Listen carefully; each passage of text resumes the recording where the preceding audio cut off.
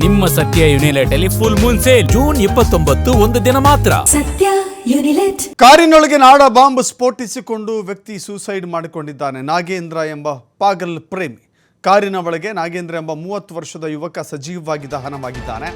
ತುಮಕೂರು ಜಿಲ್ಲೆ ಶಿರಾ ತಾಲೂಕಿನ ಜೋಗಿಹಳ್ಳಿ ಬಳಿ ನಡೆದಿರುವಂತಹ ಘಟನೆ ಇದು. ಆ ಯುವಕ ಆಕೆಯನ್ನ ಅತೀವವಾಗಿ ಪ್ರೀತಿಸ್ತಾ ಇದ್ದ. ಆ ಪ್ರೀತಿ ಕೊನೆಗೊಳ್ಳುತ್ತೆ ಅಂತ ಆತ ದಿಗಿಲುಗೊಂಡಿದ್ದ. ಆಕೆಯಿಂದ ದೂರವಾಗುವ ಭಯ ಅವನನ್ನು ಕಾಡ್ತಾ ಇತ್ತು.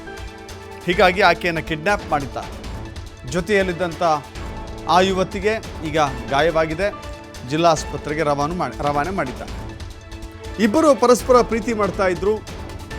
ಬಟ್ ಆ ಪ್ರೀತಿ ಅಂತ್ಯಕ್ಕೆ ಬಂದು ತಲುಪಿತ್ತು. ಆಕೆಯಿಂದ ದೂರವಾಗ್ತೀನಿ ಎನ್ನುವ ಜಿಗುಪ್ಸೆ ಆತನನ್ನು ಕಾಡ್ತಾ ಇತ್ತು. ಹೀಗಾಗಿ ಬೆಂಗಳೂರಿನಿಂದ ಕಾರ್ ಬುಕ್ ಮಾಡ್ತಾನೆ. ಕಾರ್ ಬುಕ್ ಮಾಡಿ ಆಕೆಯನ್ನು ಕಿಡ್ನ್ಯಾಪ್ ಮಾಡ್ತಾನೆ. ಬಲವಂತವಾಗಿ ಆಕೆಯನ್ನು ಕರೆದುಕೊಂಡು ಹೋಗೋ ಪ್ರಯತ್ನ ಮಾಡ್ತಾನೆ. ಆ ಸಂದರ್ಭದಲ್ಲಿ ಮಾತಿಗೆ ಮಾತು ನಡೆಯುತ್ತೆ, ವಿಕೋಪಕ್ಕೆ ಹೋಗುತ್ತೆ, ಜಗಳ ಆಗುತ್ತೆ. ಆಗ ತಾನು ತಂದಿದ್ದಂಥ ಚಾಕುವನ್ನು ತೆಗೆದುಕೊಂಡು ತಲೆಗೆ ಇರಿಯುತ್ತಾನೆ.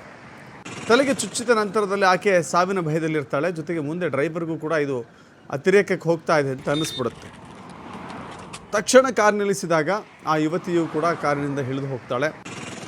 ಜೊತೆಗೆ ಡ್ರೈವರ್ ಕೂಡ. ಇಬ್ಬರು ಕೆಳಗಿಳಿದ ತಕ್ಷಣ ನಾಡಬಾಂಬ್ ತಂದಿದ್ದ ಕಾರಿನಲ್ಲಿ ಸ್ಫೋಟಿಸಿಕೊಂಡ ಆ ನಾಗೇಂದ್ರ ಸಜೀವವಾಗಿ ದಹನವಾದ.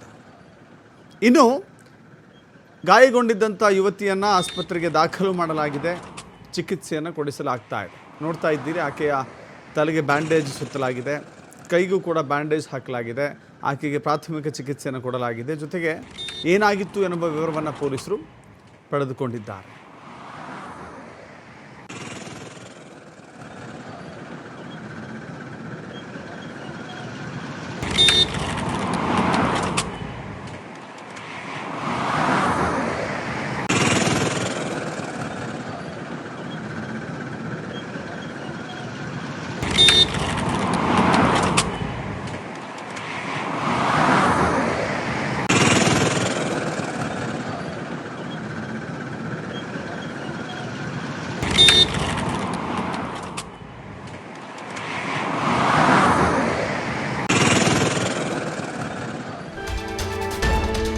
ಪರಸ್ಪರ ಇಬ್ಬರು ಪ್ರೀತಿ ಮಾಡ್ತಾ ಇದ್ರು. ಬಟ್ ಮದುವೆಗೆ ಆಕೆ ನಿರಾಕರಿಸಿದ್ಲು. ಬೆಂಗಳೂರಿನಿಂದ ಕಾರ್ ಬುಕ್ ಮಾಡಿಕೊಂಡು ಆಕೆಯನ್ನು ಕಿಡ್ನ್ಯಾಪ್ ಮಾಡಿದ್ದ. ಶಿರಾ ಬಳಿ ಹೋಗ್ತಾ ಇರುವಂತಹ ಸಂದರ್ಭದಲ್ಲಿ ಗಲಾಟೆ ಶುರುವಾಗಿತ್ತು. ಕಾರಿನಲ್ಲಿ ಇಬ್ಬರ ನಡುವೆ ಜಗಳ ನಡೀತಾ ಇತ್ತು. ಬಟ್ ಆ ಹುಡುಗ ಡಿಸೈಡ್ ಆಗಿದ್ದ ಅಂತ ಕಾಣಿಸುತ್ತೆ. ಒಂದು ವೇಳೆ ಯುವತಿ ಒಪ್ಪದೇ ಹೋದರೆ, ಆ ಯುವತಿ ವಿರೋಧವನ್ನು ವ್ಯಕ್ತಪಡಿಸಿದರೆ ಆಕೆಯನ್ನು ಕೊಂದು ತಾನು ಆತ್ಮಹತ್ಯೆ ಮಾಡಿಕೊಳ್ಳಬೇಕು ಎನ್ನುವ ನಿರ್ಧಾರಕ್ಕೆ ಬಂದಿದ್ದ ಅಂತ ಕಾಣಿಸುತ್ತೆ. ಇಡೀ ಕಾರೇ ಸ್ಫೋಟಗೊಳಿಸಿ ಇಬ್ಬರು ಆತ್ಮಹತ್ಯೆ ಮಾಡಿಕೊಂಡು ಬಿಡೋಣ ಅನ್ನುವ ಲೆಕ್ಕದಲ್ಲಿದ್ದ. ಬಟ್ ಅಲ್ಲಾಗಿದ್ದೇ ಬೇರೆ. ಚಾಲಕ ಕಾರು ನಿಲ್ಲಿಸಿದ ನಂತರವೇ ಆತ ಸ್ಫೋಟಗೊಳಿಸಿಕೊಂಡಿದ್ದಾನೆ. ಕೊಂಚ ಹೆಚ್ಚು ಕಮ್ಮಿ ಆಗಿದ್ರೂ ಕೂಡ 3 ಜೀವಕ್ಕೆ ಅಪಾಯ ಬರ್ತಾ ಇತ್ತು.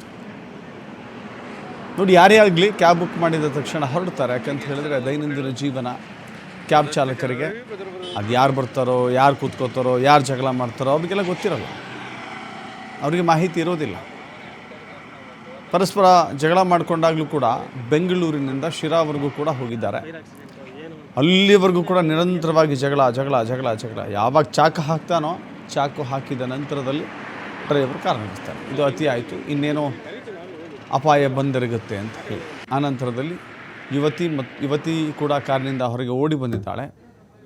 ಅವನು ಕೂಡ, ಡ್ರೈವರ್ ಕೂಡ ಆಚೆ ಬಂದಿದ್ದಾನೆ. ನಂತರದಲ್ಲಿ ತಾನು ತಂದಿದ್ದಂಥ ಪೆಟ್ರೋಲ್ ಬಾಂಬ್ ಅಥವಾ ನಾಡ ಬಾಂಬನ್ನು ಸ್ಫೋಟಿಸಿಕೊಂಡು ಈಗ ಪ್ರಾಣವನ್ನು ಬಿಟ್ಟಿದ್ದಾನೆ. ಬಟ್ ನಿಜಕ್ಕೂ ಕೂಡ ಇಂಥ ಸಿಚುವೇಶನ್ ಬರುತ್ತೆ ಅಂತ ಯಾರೂ ಕೂಡ ಅಂದುಕೊಂಡಿರಲಿಲ್ಲ. ಅಂತ ಈ ಹಂತಕ್ಕೆ ಯುವಕ ಹೋಗಿದ್ದು ಕೂಡ ವಿಪರ್ಯಾಸ. ಮದುವೆ ಆಗಲಿಲ್ಲ ಅಂತ ಹೇಳಿದ್ರು ಜೀವ ಉಳಿತಾ ಇತ್ತು. ಜೀವ ಇದ್ದರೆ ಇನ್ನೊಂದು ಪ್ರೀತಿ ಆಗ್ತಾಯಿತ್ತು, ಮದುವೆಯೂ ಆಗ್ತಾಯಿತ್ತು. ಜೀವವೇ ಕಳೆದುಕೊಳ್ತೀನಿ ಅಂತ ಹೇಳಿದ್ರೆ, ಯಾವುದೋ ಯುವತಿಯ ಕಾರಣಕ್ಕಾಗಿ ಜೀವ ಕಳೆದುಕೊಳ್ತೀನಿ ಅಂತ ಹೇಳಿದ್ರೆ, ತಂದೆ ತಾಯಿ ಅಣ್ಣ ತಮ್ಮ ಇಷ್ಟು ವರ್ಷ ಓದಿ ಬೆಳೆಸಿ ಆಶ್ರಯ ಕೊಟ್ಟು ನನ್ನ ಮಗ ನಮ್ಮ ಕುಟುಂಬಕ್ಕೆ ಆಧಾರವಾಗ್ತಾನೆ, ನಮ್ಮ ಕುಟುಂಬಕ್ಕೆ ದಾರಿದೀಪವಾಗ್ತಾನೆ, ನಮ್ಮ ಕುಟುಂಬವನ್ನು ಚೆನ್ನಾಗಿ ನೋಡ್ಕೊತಾನೆ ಅಂತ ಹೇಳಿ ಕಾಯುತ್ತಿರುವಂಥ ವಯಸ್ಸಾದ ತಂದೆ ತಾಯಿಗಳ ಕಥೆ ಏನು. ನಿಜಕ್ಕೂ ಕೂಡ ಇಂಥ ಘೋರ ದುರಂತ ಸಂಭವಿಸುತ್ತೆ ಅಂತ ಯಾರೂ ಕೂಡ ಅಂದುಕೊಂಡಿರಲಿಲ್ಲ, ಬಟ್ ನಡೆದು ಹೋಗಿದೆ.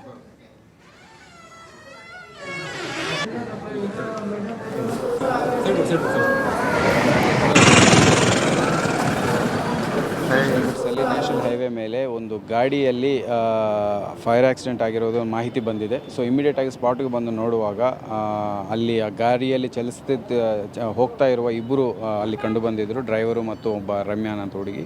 ಅವ್ರ ಜೊತೆ ಮಾತಾಡುವಾಗ ನಮಗೆ ತಿಳಿದು ಬಂದಿರೋದಂದರೆ ಒಂದು ಎಕ್ಸ್ಪ್ಲೋಷನ್ ಆಗಿ ಈ ಥರ ಆಗಿದೆ. ಸತ್ತೋಗಿರುವ ಹೆಸರು ನಾಗೇಂದ್ರ ಅಂತ. ಅವನು ಬಾಂಬ್ ಕ್ಯಾರಿ ಮಾಡ್ತಿದ್ದ, ಬೇಕಂತಾನೆ ಬಾಂಬನ್ನು ಸುಡಿಸಿ ಈ ಥರ ಮಾಡಿದ್ದಾನೆ ಅನ್ನೋದು ಕಂಡು ಬರ್ತಾ ಇದೆ. ಹಿನ್ನೆಲೆ ಏನಂದರೆ ಈ ನಾಗೇಂದ್ರ ಮತ್ತು ರಮ್ಯಾ ಅನ್ನೋರು ರಿಲೇಷನ್ಶಿಪ್ಪಲ್ಲಿದ್ದರು. ಬ್ಯಾಂಗ್ಳೂರಲ್ಲಿ ಈ ಇತ್ತೀಚಿನ ಕಾಲದಲ್ಲಿ ಬ್ರೇಕಪ್ ಆಗಿದೆ ಅಂತ ಹೇಳಿ ಇವನು ಹೋಗಿ ಫೋರ್ಸ್ಫುಲ್ಲಾಗಿ ಅವ್ರ ಹುಡುಗಿನ ಕಿಡ್ನ್ಯಾಪ್ ಮಾಡ್ಕೊಂಡು ಬರ್ತಾ ಇರೋದು ಕಂಡು ಬರ್ತಾ ಇದೆ. ಈಗ ಘಟನೆ ಹೇಗೆ ನಡೆದಿದೆ, ಈ ಬ್ಲಾಸ್ಟಿಂಗ್ ಹೆಂಗೆ ಆಗಿದೆ, ಈ ಬಾಂಬ್ ಎಲ್ಲಿದೆ ಅನ್ನೋದು ನಾವು ಮುಂದಿನ ದಿನಗಳಲ್ಲಿ ಇನ್ವೆಸ್ಟಿಗೇಷನಲ್ಲಿ ಪತ್ತೆ ಮಾಡಲಾಗುತ್ತೆ. ಬ್ಯಾಂಗ್ಳೂರಿಂದ ಜಯನಗರ ಏರಿಯಾಯಿಂದ they are going to Ankola.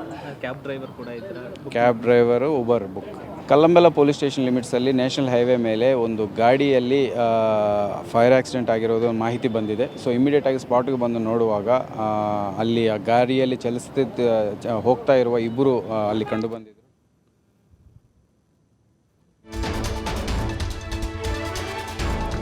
ಪ್ರೀತಿಸಿದ ನಂತರದಲ್ಲಿ ಮದುವೆಯಾಗೋದಕ್ಕೆ ಆಕೆ ನಿರಾಕರಿಸಿದಳು ಎನ್ನುವ ಕಾರಣಕ್ಕಾಗಿ ನಡೆದಿರುವಂಥ ದುರಂತ ಇದು. 6 ವರ್ಷಗಳಿಂದ ರಮ್ಯಾ ಹಾಗೂ ನಾಗೇಂದ್ರ ಪ್ರೀತಿ ಮಾಡ್ತಾ ಇದ್ರು. ಕಳೆದ ಹಲವು ದಿನಗಳಿಂದ ಇಬ್ಬರ ನಡುವೆ ಮನಸ್ತಾಪ ಆಗಿದೆ. ನಾಗೇಂದ್ರ ಫೋನ್ ಮಾಡಿದ್ರೆ ಆಕೆ ಬ್ಲಾಕ್ ಮಾಡಿದ್ಲು. ನಾಗೇಂದ್ರ ನಂಬರನ್ನು ರಮ್ಯಾ ಬ್ಲಾಕ್ ಮಾಡಿದ್ಲು. ಸಂಜಯ್ ಗಾಂಧಿ ಆಸ್ಪತ್ರೆಯಲ್ಲಿ ಆಪರೇಷನ್ ಥಿಯೇಟರ್ ಟೆಕ್ನಿಷಿಯನ್ ಆಗಿ ರಮ್ಯಾ ವರ್ಕ್ ಮಾಡ್ತಾ ಇದ್ದಾರೆ. ನಾಗೇಂದ್ರ ಮತ್ತು ರಮ್ಯಾ ಇಬ್ಬರ ಪ್ರೀತಿಯ ಆಯುಷ್ಯ 6 ವರ್ಷವಾಗಿತ್ತು. ಪ್ರೀತಿ ಮುಗಿದು ಹೋದ ನಂತರದಲ್ಲಿ ಅವನಿಗೆ ಸಹಿಸಿಕೊಳ್ಳಲಿಕ್ಕೆ ಸಾಧ್ಯವಾಗ್ತಾ ಇರಲಿಲ್ಲ. ಆಕೆಯನ್ನು ಬಿಟ್ಟಿರೋಕೆ ಅವನಿಗೆ ಸಾಧ್ಯವಾಗ್ತಾ ಇರಲಿಲ್ಲ.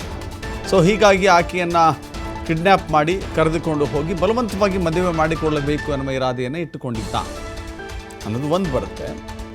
ಇನ್ನೊಂದು, ತನಗೆ ಮೋಸ ಮಾಡಿದಂಥ ಯುವತಿಯನ್ನು ಬಿಡಬಾರ್ದು.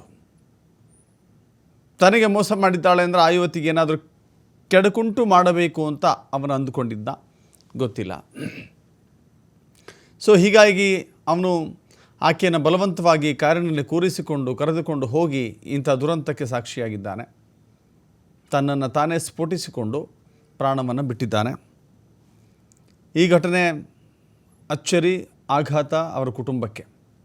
ಖಂಡಿತವಾಗೂ ಕೂಡ ಒಬ್ಬ ಬೆಳೆದು ನಿಂತ ಮಗ ಪ್ರೀತಿ ಪ್ರೇಮ ಅಂತ ಹೇಳಿ ಹುಚ್ಚಿಡಿಸಿಕೊಂಡು ಅದೇ ಪಾಗಲ್ ಪ್ರೇಮಿಯಾಗಿ ಹೀಗೆ ಪ್ರಾಣ ಕಳೆದುಕೊಳ್ತಿದ್ದಾನೆ ಅಂತ ಹೇಳಿದ್ರೆ ಯಾವ ತಂದೆ ತಾಯಿ ಕೂಡ ಇದನ್ನು ಸಹಿಸಿಕೊಳ್ಳಲಿಕ್ಕೆ ಅರಗಿಸ್ಕೊಳ್ಳಿಕ್ಕೆ ಸಾಧ್ಯವಾಗುತ್ತೆ. ಏನೇ ಇರಲಿ, ಆ ಯುವತಿಯ ಕಾರಣ, ಪ್ರೀತಿ ಮೋಸ, ಏನೇ ಕಾರಣಗಳಿದ್ದರೂ ಕೂಡ ಈ ದುರಂತ ಅಂತ್ಯ ಇದೆಯಲ್ಲ, ಇದು ಖಂಡಿತ ಯಾರಿಗೂ ಕೂಡ ಒಳ್ಳೆಯದಲ್ಲ.